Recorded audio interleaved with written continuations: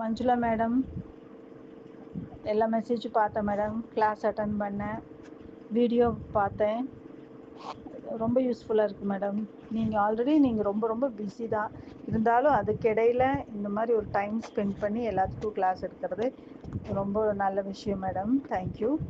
இப்போ ஆல்ரெடி எனக்கும் ப்ளவுஸ் தைக்க தெரியும் மேடம், இருந்தாலும் வந்து சின்ன சின்ன டெக்னிக்கல்ஸ் எல்லாம் தெரியாது. அப்படியே அதாவது வந்து டீச்சர் ஒழுங்காக கரெக்டாக சொல்லி கொடுத்துருந்தாங்கன்னா நம்மளும் கரெக்டாக தைச்சிட்டு போகல. அந்த மாதிரி தான் நான் சின்ன வயசுலேருந்தே கொஞ்சம் தைக்கிறேன். பட் எனக்கு அந்த கரெக்டான அந்த டெக்னிக்கல் சில நுணுக்கங்கள்லாம் எனக்கு ஒரு சின்ன சின்னதாக இருக்குல்ல, அதெல்லாம் தெரியறதில்ல. அதனால வந்து ஃபினிஷிங் பண்ணும்போது ப்ளவுஸு 4 தடவை போட்டு பார்ப்பேன் மேடம். போட்டு பார்த்து அந்த கையும் உடம்பும் ஜாயின் பண்ணுறது வந்து கரெக்டாகவே வராது.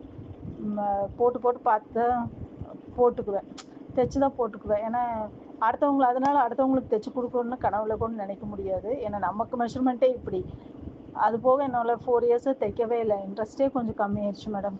சரி, இந்த கிளாஸ் மூலமாக நீங்கள் சொல்லி கொடுக்குறது மூலமாக எல்லோரும் இந்த கமெண்ட்ஸ் பண்ணி எல்லோரும் தைப்பாங்க இல்லையா, அதை பார்த்து நம்மளுக்கும் கொஞ்சம் இன்க்ரீஸ் ஆகும் நம்மளோட இன்ட்ரெஸ்ட்டு அப்படின்னு நினச்சி தான் நானும் இது ஆவலாக கிளாஸ் அட்டன் பண்ணுறேன்.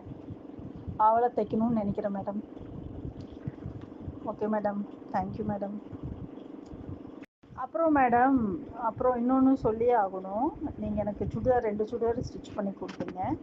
நான் ஒன்று வந்து நான் ரெடிமேட் சுடிதார் எடுத்ததை வந்து அந்த கட்டிங்ஸ் எனக்கு ரொம்ப பிடிக்கும். அதை போடும்போதே நம்ம கொஞ்சம் ஏஜ்ட் ஆகும்போது அந்த ஸ்டொமக்கெல்லாம் தெரியாது அந்த கட்டிங்ஸு.